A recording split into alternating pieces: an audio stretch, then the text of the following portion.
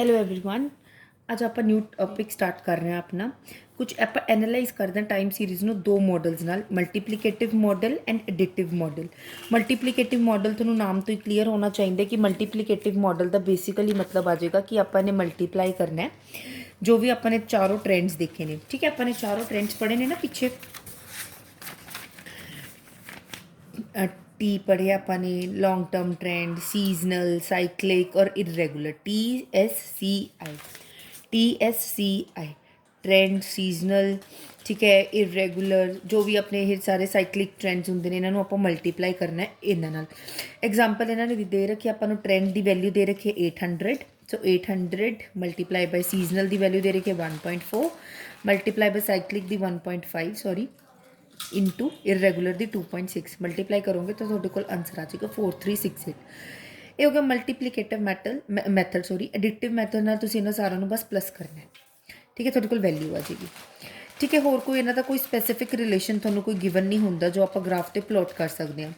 ਅੱਗੇ ਆਪਾਂ ਜਿਹੜੇ मेजरमेंट ऑफ ट्रेंड ਇਹ सब तो इंपॉर्टेंट टॉपिक है।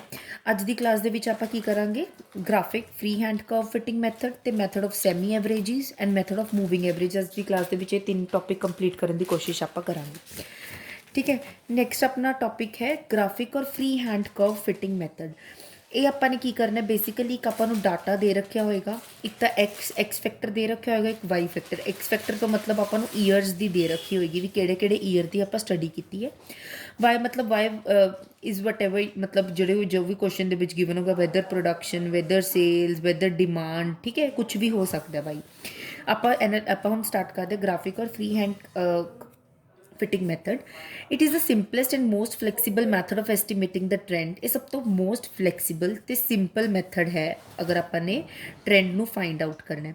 It consist of first obtaining a histogram by plotting the time series value on a graph paper and then drawing a free hand smooth curve through the point so that it correctly shows the long term of the tendency of the data. अगे तुहानूं question दे विच clear होएगा कि तैनूं horizontal types free hand data ये पहला तुसी प्लॉट करना है, फिर तुसी फ्री हैंडेड एक लाइन डालनी है कि तुसी ये ट्रेंड है। ठीक है, फिर नैक्सट की है अपना the smoothness of the curve removes other components that is seasonal, cyclic, irregular वेशिज। जो भी अपना स्मूथनेस ऑफ कर्व होंगी है ना, जो आप एक ट्रेंड की लाइन लगाने आप अनएक्सपैक्टेड एक अपने वालों फ्री हैंडेडली एक लाइन लगाने सब ये चीज़ा रिमूव कर देंगी है। The procedure of getting a straight line trend by this method is a given below. Plot the time series data on a graph. आप जो भी अपने टाइम सीरीज दे रखी होंगी है इसनों ग्राफ से प्लॉट करो। On the basis of the plotted information we examine carefully the direction of the trend. फिर आप देखा कि डायरैक्शन इज अपवर्ड और downward according to the best personal judgement.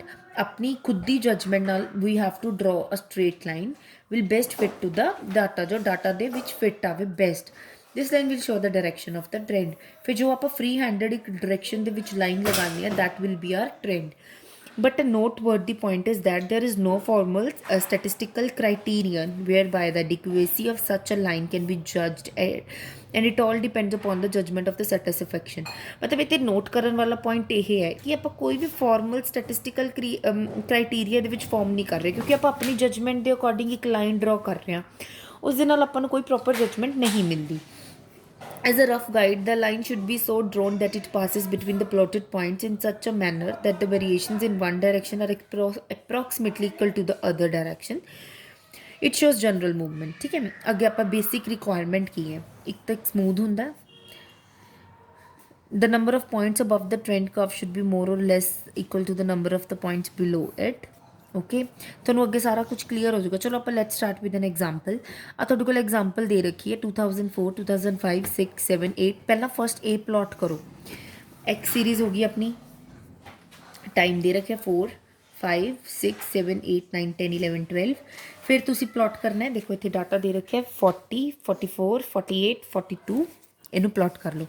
सब तो पहला केड़ा अपना 40, फिर की अपने को 44, फिर की है 48, then it will 42, then it is 46, then it is 50, 46, 52 and 50। ये ड्रॉ कर लिया। फिर ये मिडल दे विचों बस एक लाइन फ्री हैंडेडली ड्रॉ कर दो। ये आ गया अपना ट्रेंड। ठीक है, इस दे विच जस्ट इन्ना करना है, क्वेश्चन ये है। ठीक है.